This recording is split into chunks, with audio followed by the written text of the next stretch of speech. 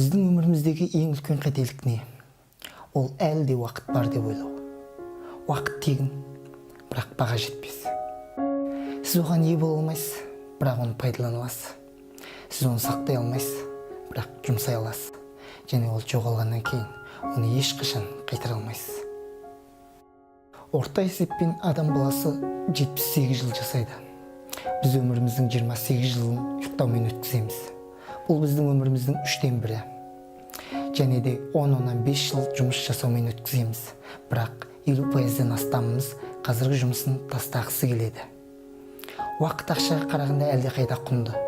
Себебі сіз көбірек ақша таба аласыз, бірақ көбірек уақыт таба алмайсыз. Біз теледидар мен әлеуметтік желіде 9 жыл өткіземіз. 6 жыл бойы үй жұмыстарын жасаймыз. 4 жыл ішіп жеумен, ал білім алу саласына 3-5 жыл жұмсаймыз.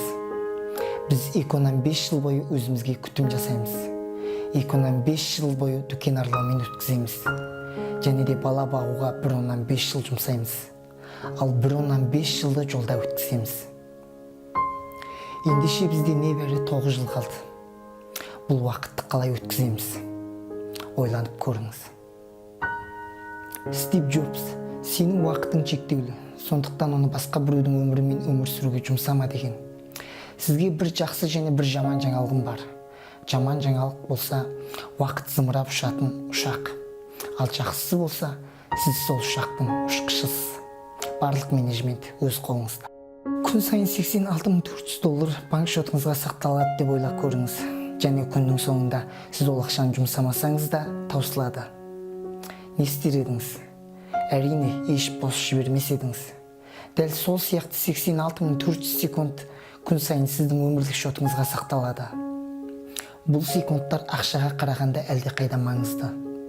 Себебі сіз әрқашан көбірек ақша таба аласыз, бірақ көбірек уақыт таба алмайсыз. Ендеше, бір жылдың құндылығын түсіну үшін универден қалып қалған студенттен сұраңыз.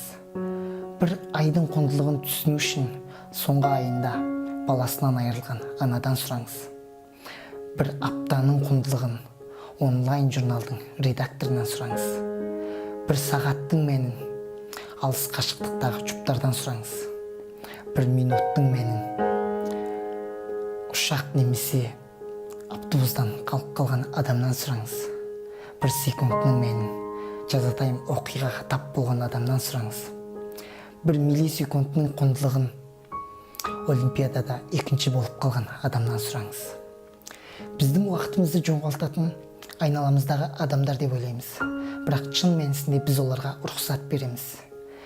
Біз кейде өзіміз үшін ең маңызды адамдарды жоғалтып аламыз, себебі олардың уақытын бағаламаймыз. Кейбір адамдардың кетіп қалғанға дейін қаншалықты маңызды адам екенін білмейміз. Әр күн сайын біздің ішімізде 2 дауыс шайқасуда болады. Біріншісі өсуді, кеңеюді және жоғарылауды қалайтын дауыс. Ал екіншісі болса бізге жалқаулық жасайтын, бізді ұнамды ететін, бізді шектейтін дауыс. Сіз қайсысы жеңеді деп ойлайсыз? Ең тыңдағанымыз, қоректенгеніміз жеңеді. Бұл біздің уақытымызды қалай пайдаланатынымыздың таңдауы.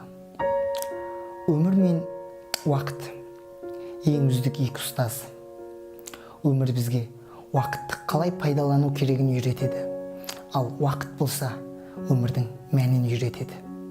Уильям Шекспирдің айтуы бойынша, уақыт ол мұқтаж адамдар үшін өте жылдам, қорыққан адамдар үшін өте баяу, мұңлы адамдар үшін өте ұзақ, және тойлаған адамдар үшін өте қысқа, бірақ сүйетіндер үшін мәңгілік деген екен.